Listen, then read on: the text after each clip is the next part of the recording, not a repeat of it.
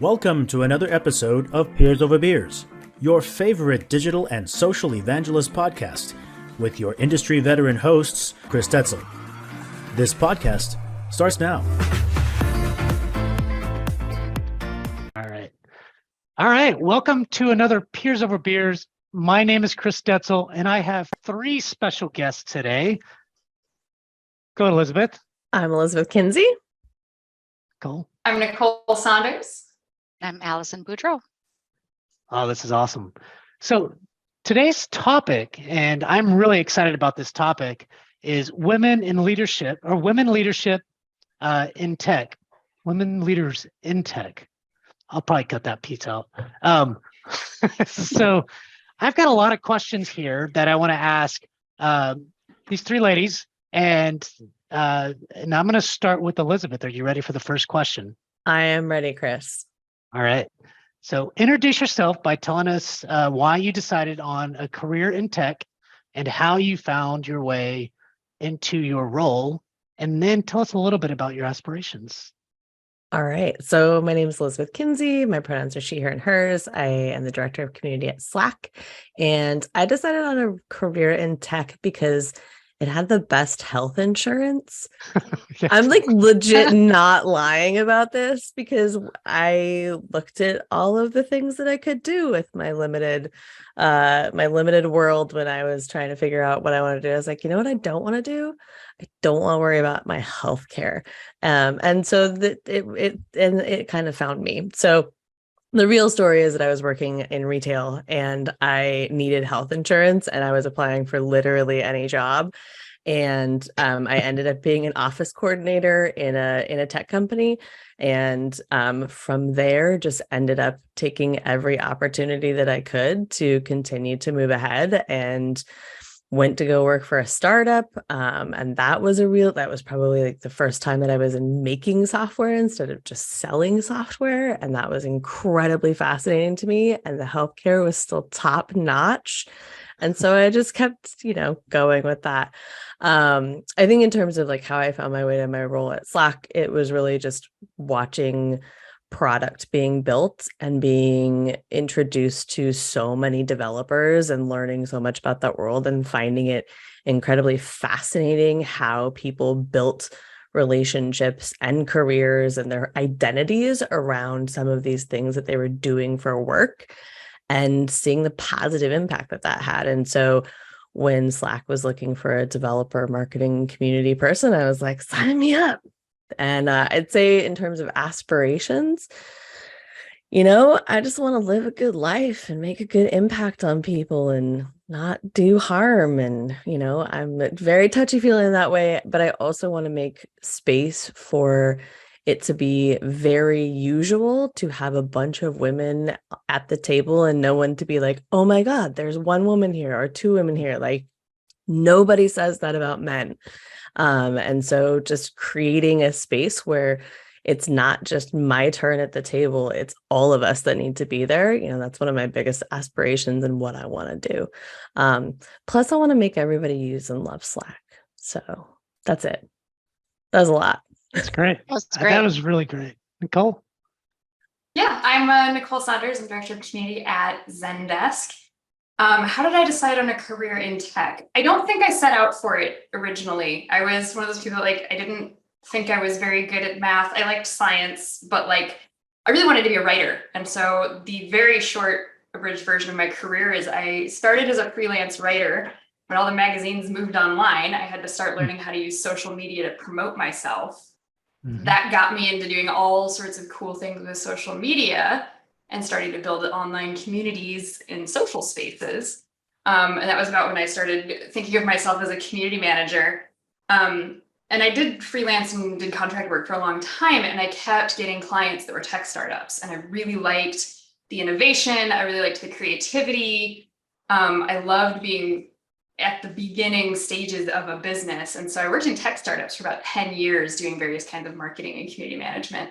And then eventually got myself out to Silicon Valley and then was there for a few years. And then I met my now husband and I was moving back to Wisconsin to find out if he was going to become my husband or not. And I was like, there's no tech companies in Wisconsin. Guess I better go get an MBA. And it turned out that Zendesk has a major office here in Madison, sort of at random. And they happened to be hiring a community manager the month I was moving back home. So I applied, I got the job, and I've been leading community at Zendesk ever since, and just really building my empire of community management in that space. So it was one of those things that was really serendipitous, but it's worked out really well. And I love being in the tech space. I think it's so cool to be around so many creative people, and it's such an exciting field. As far as my aspirations, first and foremost, it's continuing to mature the community management industry and continuing to build leadership. I've been what is often referred to as the tip of the spear at Zendesk as far as community. When I started, there was just me and another person, and we were support agents in the community. And I've expanded my team and grown up to the director level, and I hope eventually we'll hit a VP level at some point. So that's the first part. And then, like Elizabeth, it's really helping get more women into leadership. I've learned a lot on my journey. I like sharing that. I like mentoring it. And I want to see us create more spaces for women at these more senior levels. That's great. Amazing. Allison. So I'm Allison Boudreau, and I am Director of Digital Programs, Education, and Community at a company called Calyx. We are one of the largest telco software providers that nobody's heard of, is what my CEO likes to say. And I also fell into tech on accident. I was working for a healthcare software company, and the entire marketing department was let go, and I was 38 weeks pregnant. So I went into full-on panic of like apply, and this company named Calyx called me back for an events management role, and I said yes. And I've been here now for 12 years and worked my way through different marketing communications roles, leading demand generation teams. And we started customer success, and the leader said, would you come over here and try to like make sense of our community and education teams? And so I took a jump and said, yeah. So I've been very lucky. Chris and I have talked about it. I've had multiple careers inside the same company. And I love the community space, and I love customer enablement. And so I'm really excited to be able to build my team. My aspirations are helping people through their careers understand that it's not a lateral journey. I have not had a lateral journey. Many people on my team have not. And I'm like, just try it, just jump, just have faith. And I've been lucky enough to have mentors who have helped me guide my way through my career that way. So I want to be that kind of mentor to the people on my team as well. And like the other ladies on this call, helping representation at the executive level and at the VP level as well is key to me and what I fight for every day. I'm on the Women at Calyx committee, helping to talk about hard conversations that people kind of shy away from sometimes in the business world. And so I'm hoping to have more of those conversations more openly and make other people comfortable to do the same. I like that. Wow, this has been great so far. And I think I'm going to get into some harder questions. So, which I'm very interested to hear. So when you think of like CEOs, and especially in the tech, I'm not saying you don't see any women CEOs, but why is there not so many CEO leaders or, kind of women in those CEO roles? And anybody can take that. The Boy, I wish- patriarchy. No, I'm Yeah. kidding. I wish I had a simple answer. I'm not kidding, but go ahead, No, I Nicole. mean, it's true. I think part of it is that there's still a little bit, it's still a little bit trickier for women who oftentimes still have to bear the brunt of raising kids and taking care of the household. And I see a lot of women who get into mid-senior level positions and find that that's the limit of what they can do and still manage things at home. And, so to Elizabeth's point, the patriarchy. I think there's a lot of societal pressures. It's not just the tech industry. I think that there's broader issues than that. But, certainly tech has its own challenges. It reminds me of, and that point reminds me of this Harvard Business Review article that I was linked to the other day, and it's called Why Some Men Pretend to Work 80-Hour Work Weeks. And it talks about this division of the way that men and women in their careers are conditioned to sort of approach work. And so women, this researcher found the trend that women would actually ask for the time so that they could take care of children, personal needs, all of that impacted career growth. Men just took that time off without asking for it, and it didn't impact their career growth. And I think that there is something to be said about the way that we condition ourselves to approach work and approach gender roles within work, that impacts career growth for women. And I think that it goes back to some of those societal things. I think there's some other things that go along with that too. I mean, when you look at the tech startup world, a lot of that has to do with VC funding, who is able to be in the room to ask for the money, and how can they get those meetings, and who are the champions that are going to bat for them. So when you think about even that foundational level, to get to all of these different companies that we work at, there were hundreds of companies that failed, and probably a lot of them were potentially because they couldn't get funding, and maybe some of that was because they were a women-owned or women-led company. And then I think also it's certainly a smaller percentage of women versus men in terms of when you look at, these CEO lists of CEOs. But I do think that the good thing is that it is expanding, and there is more access now, and there is more awareness. But I think that it's a very long road that we have to change the dynamics. Yeah. So those are my thoughts. Love it. Allison, any thoughts? So many that I could go into. I think, Elizabeth, you brought up some really great points.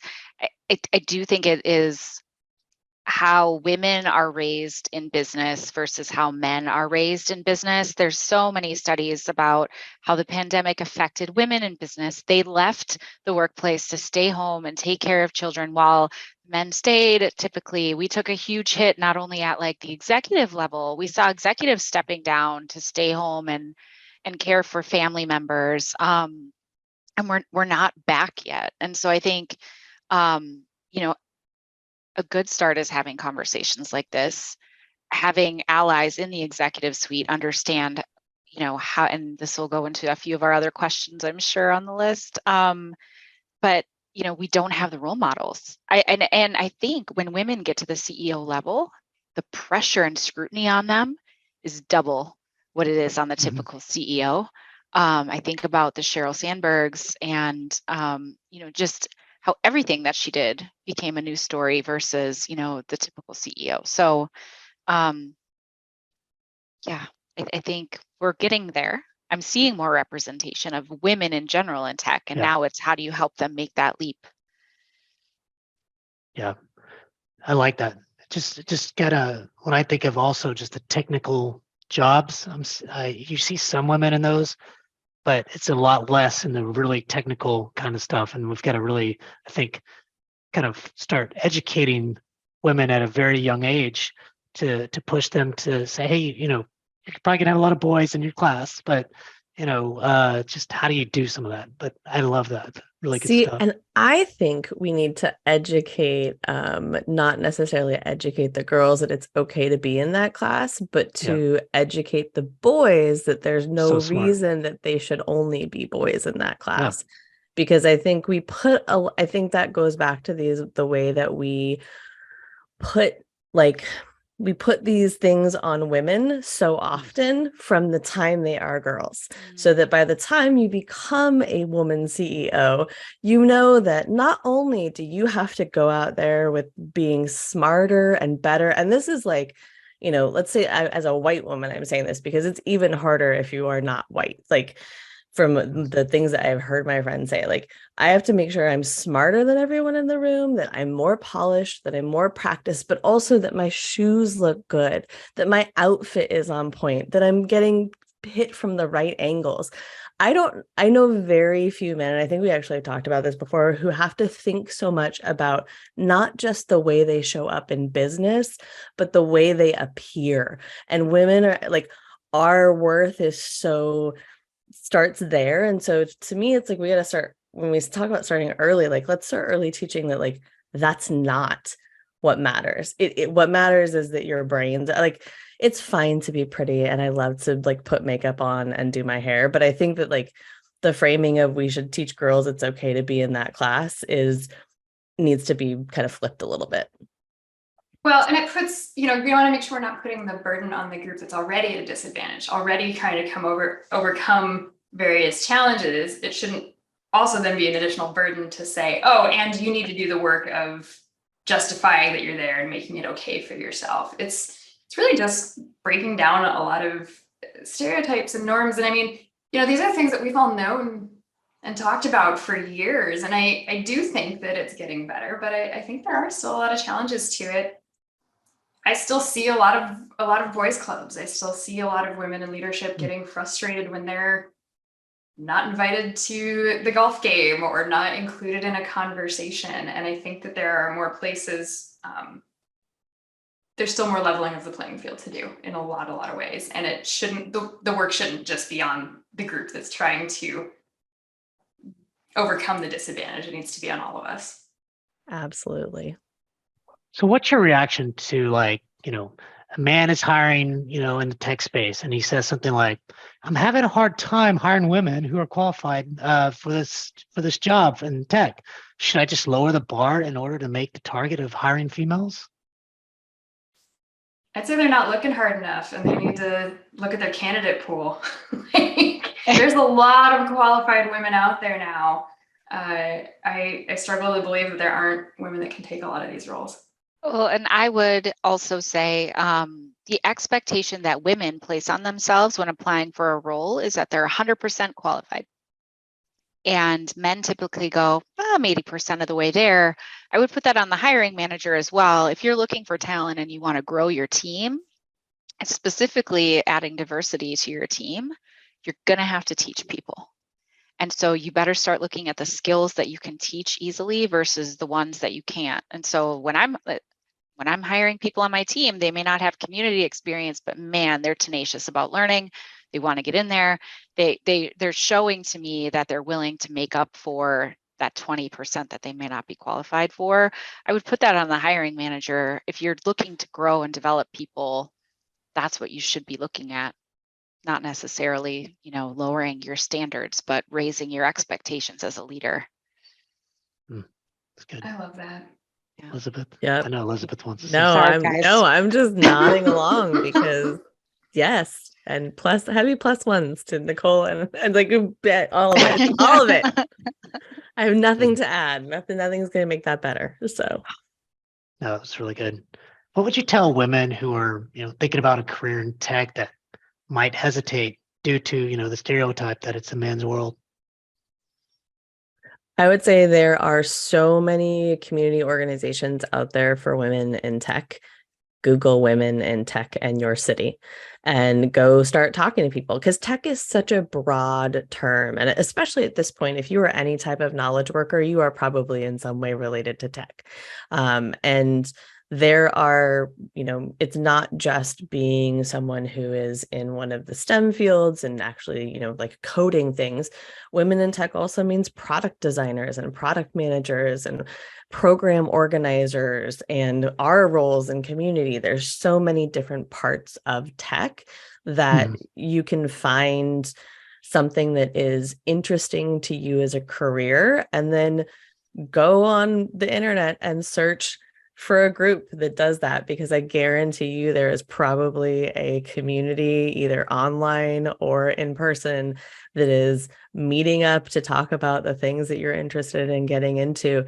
And that is a great way to test and see, is that something that you really want to do? Or maybe you do want to go and be the artist or the writer or the, you want to go raise llamas on a farm because you're like, no, actually, this isn't the thing. But there are places where your voice can go and blossom and that you can help to cultivate what it is that you want to do in your career as a woman in tech. I would also say look for companies, one, where there are women in leadership. Even if there's not a ton, if there are a few, that's a good sign. Most companies, and I know mine does this, and Elizabeth, I'm sure your company does as well, have employee resource groups. We have one for women at Zendesk, and they host monthly discussions and meetups and educational opportunities and mentorship, and sometimes we do fitness classes together and all sorts of different things that are a mix of leadership building, skill building, and social activities. If you're wanting to get into tech and you're nervous about it, maybe look for a company that is actively trying to be more inclusive and is actively trying to empower women. If you're nervous about it, going to a small startup that's all dudes, probably not gonna make you. I mean, Yeah, hopefully those unless dudes you are, want to be that champion, then don't. hopefully they're super awesome. That one. But I've been the first female hired at a company before, and that's not where I would start my career in tech. It's where I would go after I've built up my chops and I know how to hold my own in a group. But there are, a ton of resources, both in organizations and outside of organizations, that are there to help. There's tons of mentoring out there. I highly recommend finding someone to be that mentor and be that sounding board for you.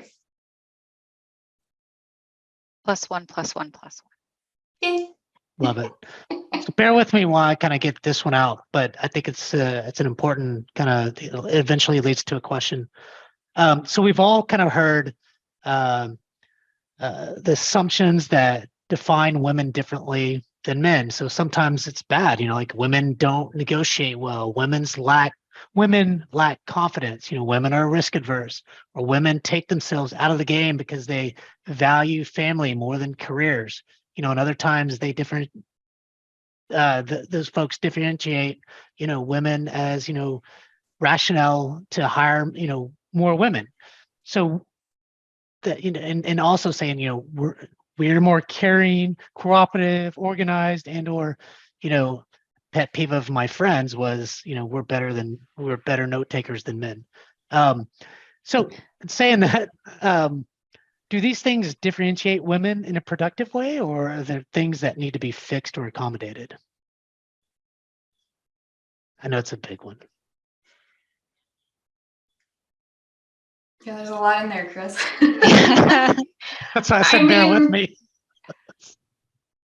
I think that there's always a grain of truth to certain stereotypes, but I think a lot of these are just blanket assumptions that you just can't make about all women or any group of people. Am I wrong? Do you I will not say, hear those? Go ahead. No, I mean, I definitely hear that. And I will say, I know that so I ran for a while a group that was for women in digital and mobile. That was when digital meant the internet. If you had a job in the internet, you were in digital. Anyway. And it was women in wireless. Anyway, so we would survey our members, what do you want to hear about? What are the things that you want to have us host workshops on and things like that? And I will say that negotiations and how to be a better negotiator was a number one thing that was requested. And we did a number of workshops around it. And I think the reason that it was requested is because what would happen, and what I have seen happen in my career and I've seen happen to my friends, is that a woman will think that she has negotiated a good contract, and then she starts at a company and she finds out what the dude who doesn't have more experience than her, who hasn't been doing this job longer, what his contract was. And when you know when you don't know that difference exists, you don't necessarily know that you could negotiate for more, or that the value of your work should be the same. Maybe you got a lower offer for whatever reason, who knows? But I think it's not necessarily that women are blanket bad negotiators or don't know how to go negotiate. I think for so long there has been such opacity around pay in tech that women didn't know that they were being undervalued. And I think that's really where that has played out in my experience. I have a great story on that same line. And negotiation is for our women's resource group as well, is one of the top conversations. And I think businesses kind of are like, why are you talking about that sometimes? Because it could cost them more money. I was on a Girl Geek X is a great, for those of you trying to find different resources, they're a great women in tech group. They do an annual conference, and they had a conversation with a very well-known woman leader in tech. And she was a manager, and she managed men and women. And every year at the annual review time, she would say, okay, here's your bonus. The women would say, thank you. And the men would say, I want more. And she asked another leader, like, are you experiencing the same thing? Are women just saying thank you? And I raised my hand at that part of her story because I was like, I've always just said thank you. I didn't even know there was an option to go back and say, no, wait a minute, I want more. And I think as women, that's part of how we're conditioned. And so we don't know what we don't know until stories like this come out, right? My coworker is making more than me. Why is that happening? And so it goes back to that business savviness that women aren't necessarily taught, that once we find out about it, it's like, and you start adding that in, and then it becomes almost uncomfortable. When you go to your boss and go, that's not enough, it feels really bad to you, but then you get more money and you're like, oh, that's okay. That feels really good though. It worked. And so I think it's not negative things that women necessarily are trying to do on purpose or that we're a bad negotiator. It's just that they don't teach that in business school often, and we're not taught those things in conversations. And so the more we talk about it, I think the better we'll all be for it. And having allies who are mentors or executives who are like, hey, you need to kind of ask for more money, or, this is how you should negotiate. It doesn't even need to be money related, right? If you need to childcare, I need to leave at this time every day to go do something with my children, negotiate that into your contract, right? And don't be scared to ask for it. It's I piggyback on the allies, and so I have a friend who I don't even tell them, am I interested, am I not interested, I have a contract, I have something that I can bargain around. I just want to know, what would you ask for? And sometimes just knowing that you're not the only person that will be asking for more or doing that negotiate, there's a lot of reassurance in that solidarity of I'm not a lunatic to ask for XYZ when I know that that's what I need. I also think, just to the point about women lack confidence or risk averse, etc. I think that the adjectives that we use to describe women in the workplace and men in the workplace for the same behavior are on hugely different spectrums. And so sometimes what might come across as being meek or polite is not necessarily meek or polite. You're just that's just something that we're not having confidence.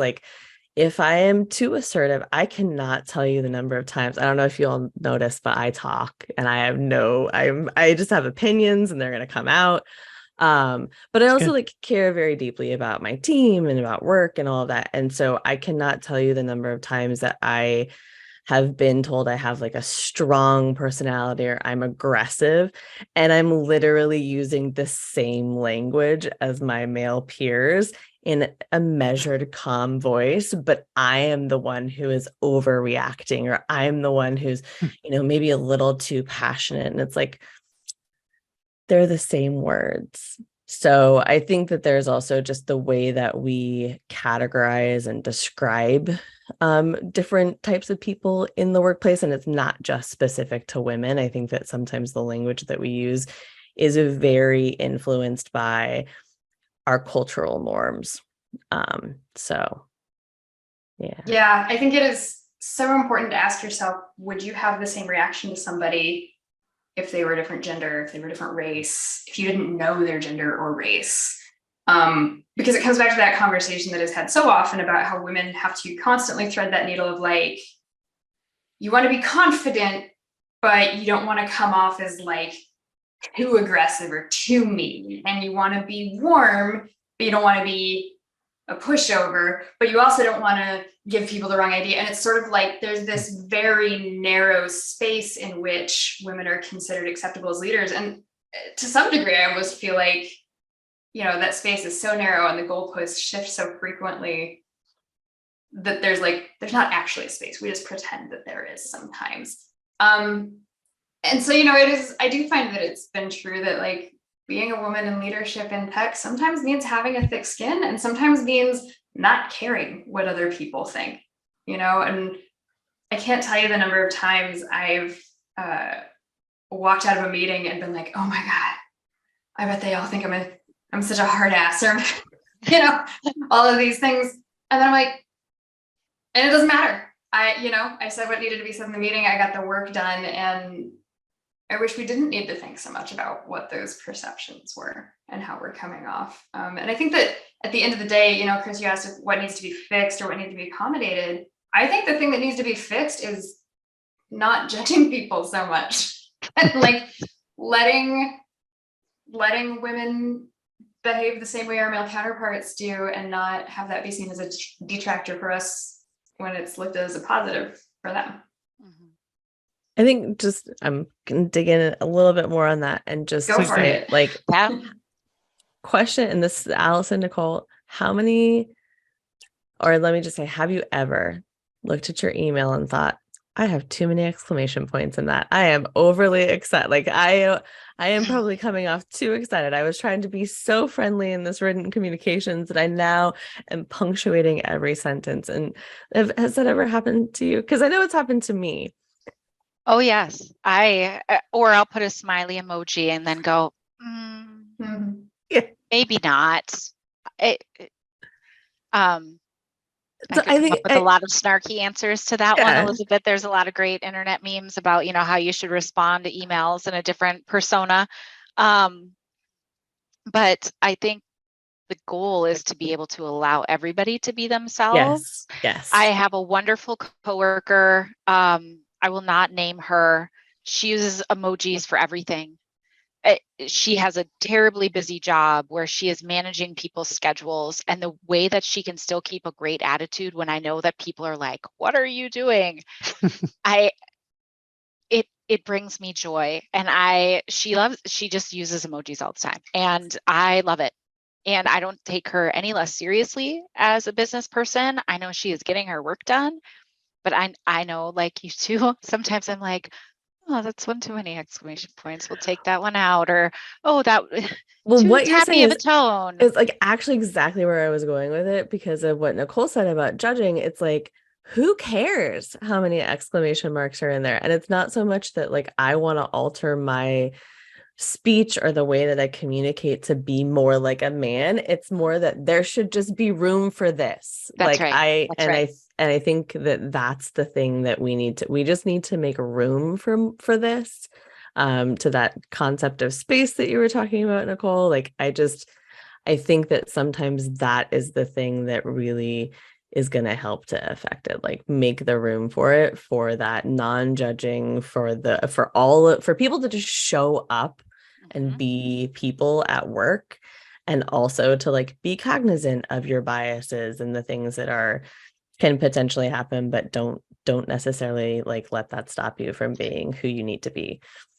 Yeah. I think Gen Z is changing that in the workplace in a really hardcore way, especially when it comes to communications.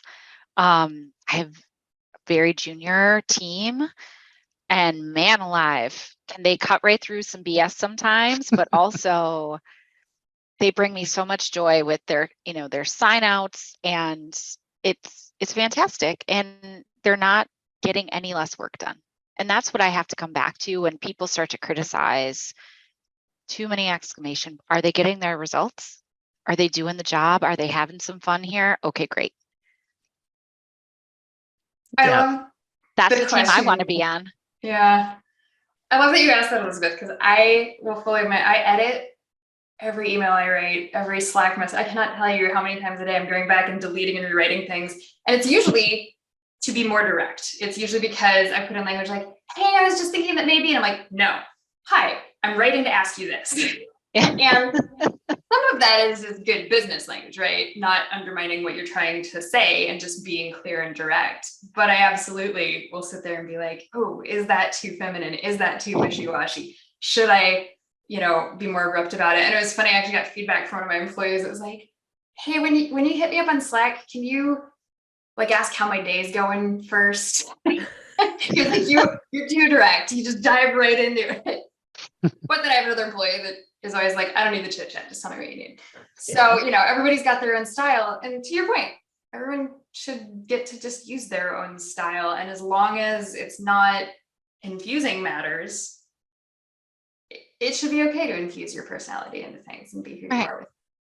I'm a big believer in having a personal operating manual so that folks know how to do interacting and how you interact, how you like to talk, and whether you want the chit chat, blah, blah, blah. I think it is such a helpful tool for folks who are joining teams, but especially for kind of like setting team level agreements on how you're going to communicate with each other. So that's a whole other show. I was going to say, dive all into that one, but we should probably stick with this topic for now.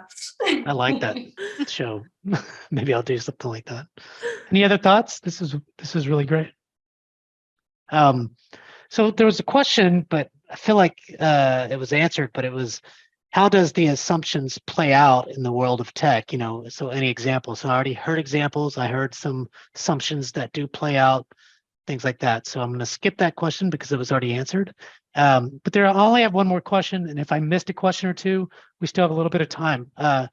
What's one thing should a hiring manager in tech field or, do or change to recruit more women or keep the women they have already? What's some things that we should think about?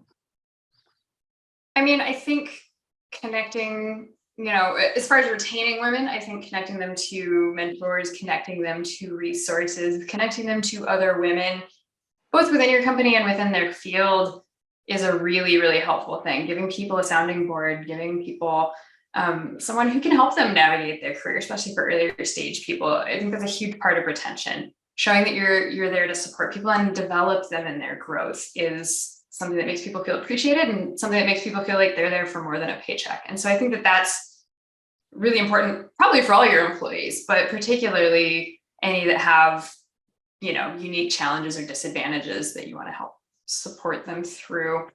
As far as recruiting and hiring, gosh, I wish that hiring processes could be blind. I wish that I could get resumes that have anonymized names and things, and I couldn't tell anything about somebody except their qualifications when I'm, at least in the early stages. I know, I had a debate with somebody last month about the idea of having a headshot on a resume. And my God. I was thinking this right now, Nicole, and I was like, I wonder don't do that. Well, and it's so funny because it does make it more human, but my first thought is as soon as I see a picture, I'm like, oh no, quick, somebody post it over that. I don't actually want to see that person because there are implicit and inherent biases that we all have, and we all work to overcome them. But yeah, man, I wish hiring processes could be a lot more blind in that regard. I think it would help a lot. Yeah, and there's definitely some tools out there that you can get to help with that. And the more that I think that you can do that, that's good. I think especially early in the hiring process, I think one thing in terms of recruiting women, I have dropped out of interviews in roles that I was really fascinated by because I had been through 3 rounds of interviews and I have yet to talk to a woman, or see them on a panel or hear them mentioned in a conversation. So I think it's important when you put together an interview panel or a hiring panel as a hiring manager, make sure that you are representing your team. And if there is not someone on your team that person can identify with, go to another team and find someone to be that person. That's it. I think it's really important when you are interviewing for a job to be able to picture yourself there. And if you're only talking to, guys in slouchy hoodies who are halfway on their phones that's a terrible interview experience. I'm sorry for anyone else who has ever been through that. But you're not going to see yourself there. So it's important. It's not just about recruiting. It's the whole interview and hiring process, making sure that you're being inclusive in that way. Yeah, I totally agree, Elizabeth. I've dropped out of hiring things. It's been a while since I was job hunting, but I remember having some interviews where things were going well, and then I met maybe the hiring manager, and they just spent 25 minutes mansplaining the role to me. or just telling me what they were looking for instead of asking me questions, giving me the chance to, and it was like, yeah, no, that's not a culture that's going to work. Yeah. And I think that it I is do know how to something- read, sir. I did read the job description. Yes. Exactly. I'm an It's expert like- in this field. Yes. Exactly. So I think it's so important to go through that hiring process and understand, you know, if you're looking to hire more women, you need to make sure that the hiring process makes them feel like this is a place that they're going to be able to grow and have those good opportunities. Such a good point. Ladies, you've made me really think. And you know, in two ways. One, I just hired somebody and she's a woman. It's not why I hired. I mean, but just kind of, I think somebody said about mansplaining. I need to do less of that. So, you know, my wife tells me that all the time. She goes, I don't need to be mansplained too. So I get that. And I understand that. So this has been really good. And then the second piece is, even as I kind of recruit for what I call our executive council, was like an advocacy, you know, and I recruit our customers that are like either CIOs, CDOs, and things like that. I've got to be mindful that out of the 20 of those leaders, there's only 2 women on there, you know. And I'm not saying it should be just a focus of mine to go out and find those customers that are women, you know. And so it just reaffirms, or it just confirms that, hey, you know, I need to continue to, and maybe even more forcefully ish, you know, start looking for that, you know, and say, hey, do you have any women that you know of that's a CTO, CDO, whatever, you know? No, okay, next. You know, like just start talking to CSM, start talking. So it's not just hiring and recruiting, but to me, it's also thinking about, you know, how do I recruit, you know, those leaders that are going to help, in my sense, Reltio, you know, in that way. You know, when we look at, I remember our last CEO, he recruited to the board like 2 or 3 women. One was from Salesforce, one was from Amazon at that really high level. One is the CIO at Salesforce, and then I forget what the other one was, but somebody at AWS that's now on our board. And he on purpose would go after women at that high level, you know, so that there was that diversity. But I think that you have to make an effort to do those things. So thank you. Did I miss anything from a question? Anything that you wanted to add, or? Well, I was thinking maybe a fun way for us to wrap the conversation is to give some shout outs and talk a little bit about some of the women that we see helping to blaze the trail or lift other women up, and some of the people that have helped us along the way.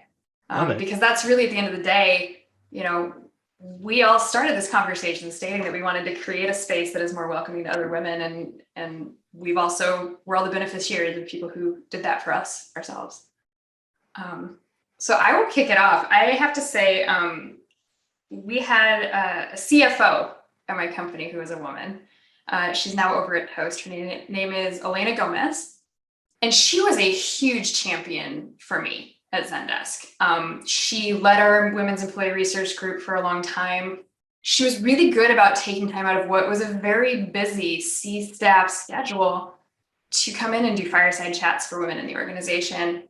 And there was a point in time where there was an opportunity for me to start leveling up. Like I said, I've been like the tip of the spear at the community organization, and she really championed it. And I remember she helped kind of push it ahead and push it out of cycle. You know, most companies have like a couple specific times a year they do promotions, and I got a big out of cycle promotion, and it was because she was like, look, this is someone who's a great leader and she's doing awesome things, and let's empower that and let's move that forward and let's lift her up.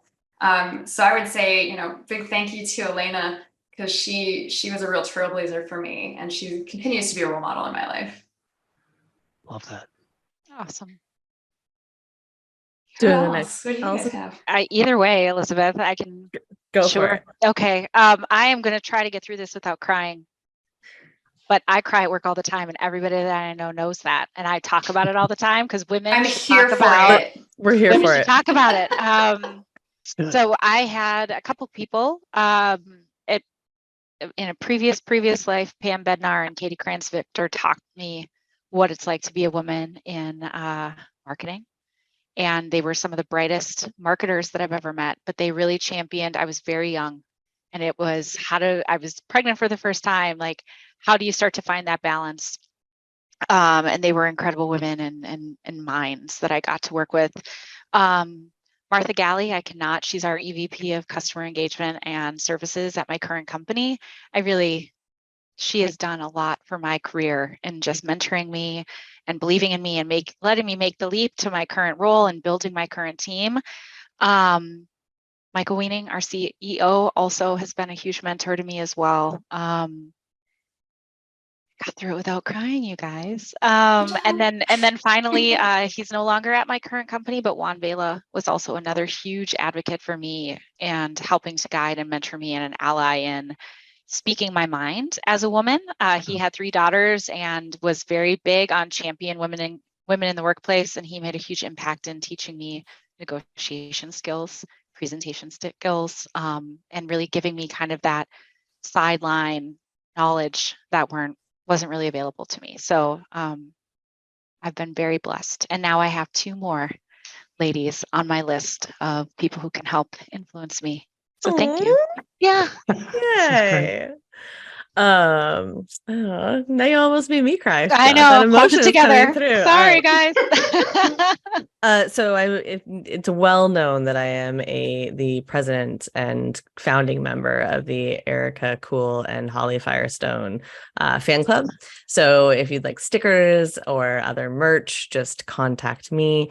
But I think there is really something to be said for when it comes to community, like building the confidence and in the knowledge and the things that I had done. Like Erica and Holly were both huge champions for me to say, like, you know what you're doing, you know what you're talking about. And seeing them as experts in the space and feeling validated by that was probably one of the most meaningful things for me in deciding to yes, this is what I want to continue to pursue as my career, because I'm an old lady now and I probably won't have a chance to do another one. So let's just go for this for now. But I also think outside of the community world, I was part of a group, like I was saying, the Women in Wireless group, and Dina Chaffetz, who is now one of my very good friends. But at the time, she was a consultant for a mobile app agency. And she, again, was like, I don't think you realize the amazing things that you're doing. And so I think it's not just about having people who will champion you, but also stand there and point out, like, hey, you're actually kind of fucking amazing. So you need to just like recognize that, at least in this moment, that you know your shit. And so I will always be grateful for her for continuing to push me and be like, you could be doing more. You should be asking for more. And then I think also, someone at Slack who I have really just appreciated tremendously is Bear Douglas. She's done a lot of fantastic things for the DevRel team and for DevRel in a lot of different places, but also just seeing her kind of quiet power in these big rooms is an amazing thing to behold. And she's always been a really great champion of the programs that we've been running. So can't not say my love for Bear. So I have to second your shout out for Dina. I'm so shocked to hear that you know her and were influenced by her too. She and I worked together at the very first agency that I worked at, when I was like wild an intern just starting. And she pulled me aside one day and was like, how much do you make? And I told her, and she was like, you need to go tell our boss that he needs to double that right now. You don't make enough. That sounds exactly like Dina. Yeah. And yes. She was the first person that like really made me realize, one, that I was being taken advantage of, but really similar to what you said, that I had value. So Dina, you are saving women all over the place. Thank you. I think we just may have founded the Dina Chaffetz fan club. So I was going to say, I think she gets this fan club too. And, you mentioned Erica and Holly. They are amazing women. And I'm really lucky to get to talk to Erica on a regular basis. And I'm a huge fan of them. And I think we are so lucky that we work in an industry in tech that has so many amazing leaders. I also think of like Shayna Summers over at HubSpot and what she's doing in the space. Tiffany Oda, I think she's over at Benify, and how she's really leading community ops. Yeah. Rosie Sherry, and being such a leader in the DevRel space. There are so many really amazing women in community. And I think it's one of the coolest things about working in communities. It's a really great entry point for women into tech, because it is a really welcoming space. It is a space that's really focused on, equality and being welcoming to everyone. And there are so many awesome women leaders. And yet within community, you can get really technical, and it's a really good entry point into a lot of organizations. And it's a space where if you want to get into developer activities, if you want to get into product management and things, it's a good place to start and get your grounding, and then, or, build your career in community like we all do. Yeah. So this was awesome. It was so lovely speaking with you both. Chris, thank you for bringing us all together. Yeah, thanks, Absolutely. Chris. Yeah, this is really great. And don't forget, the three of you are really great leaders in your space and community. And I agree. There's a lot of women in the community space, and it's a great place, I think to start. So thank you so much for all of you coming to another Peers Over Beers. I'm Chris Detzel, and I'm Elizabeth Kinsey. Nicole Saunders. Allison Boudreau. thank you.